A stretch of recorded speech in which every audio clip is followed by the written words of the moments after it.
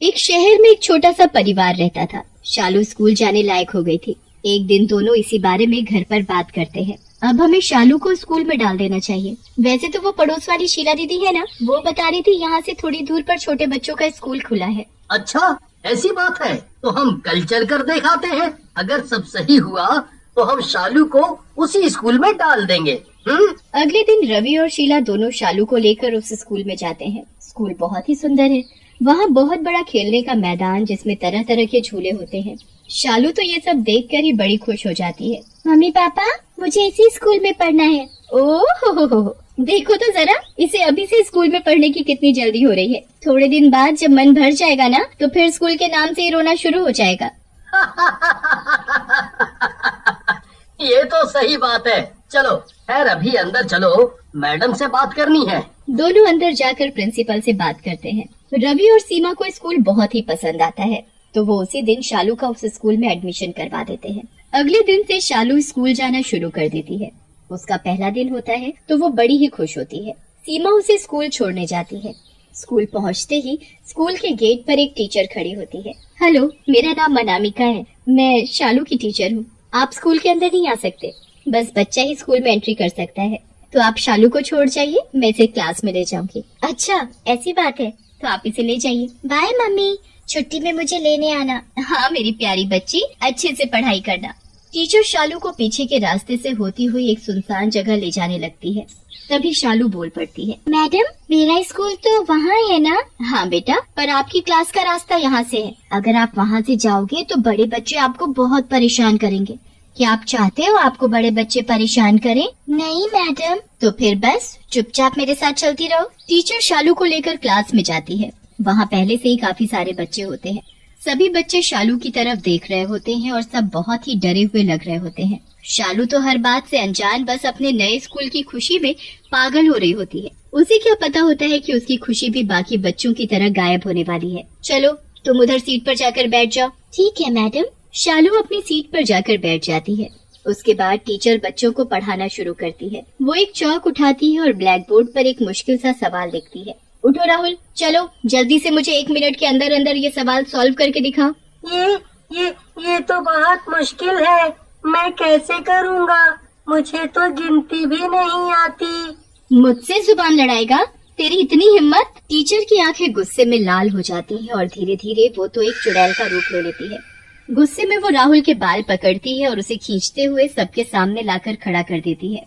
शालू की हालत उस चुड़ैल को देखकर ही खराब हो जाती है। उसकी आंख से आंसू और हाथ पैर बुरी तरह कांपने लगते हैं। वो मन ही मन बहुत घबराई हुई होती है, पर टीचर को राहुल पर कोई तरस नहीं आ रहा होता। अभी के अभी ये सवाल कर, वरना तुझे पता है ना मैं बच्चों के साथ क्या सुलूक करती हूँ। सॉरी मैडम, मुझे माफ कर दो। मैं कल पढ़ कर आऊँगा। आप मुझे सजा मत देना। अरे मेरा प्यारा बच्चा, मैं तुझे कैसे माफ कर सकती हूँ? सजा तो तुझे जरूर मिलेगी, और वो भी पिछली वाली से ज्यादा खतरनाक। चुड़ैल टीचर इधर उधर देखती है और फिर उसकी नजर एक टूटे हुए बिजली के बोर्ड पर जाती है। करंट वाली 2 तारें बाहर निकालती है। अब कितना मजा आएगा जब मैं तुझे करंट लगाऊंगी और तू मेंढक की तरह नाचेगा। सारे बच्चे ताली बजाना, ठीक है?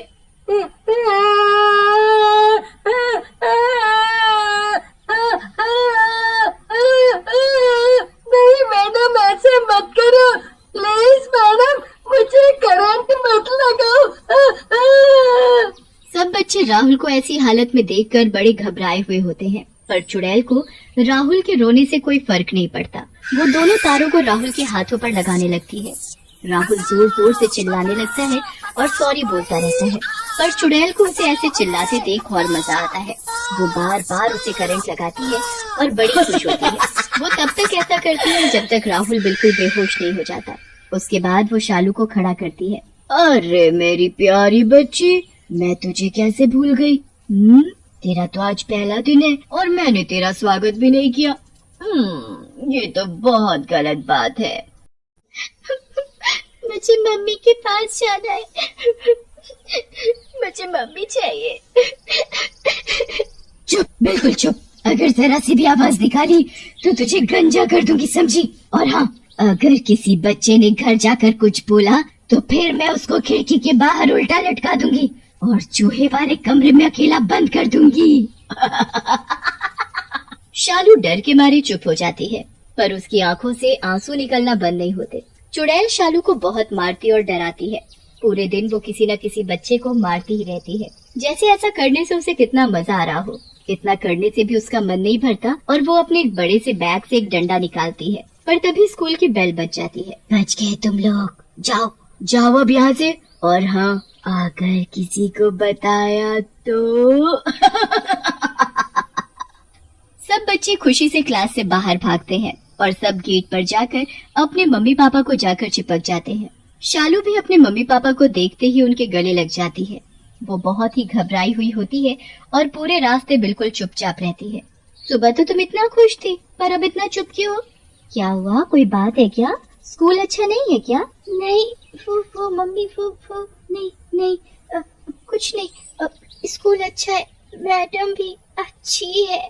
शालू घर पहुंचकर भी चुपचाप ही रहती है। वो अपनी माँ को सब सच बताना चाहती है, पर कहीं उसे टीचर चूहे वाले कमरे में बंद न कर दे, इस डर से कुछ नहीं बोलती। रवि और सीमा को लगता है कि शायद शालू थक गई है इसलिए ऐसा कर रही है, इसलिए वो इतना ध्यान नहीं देते।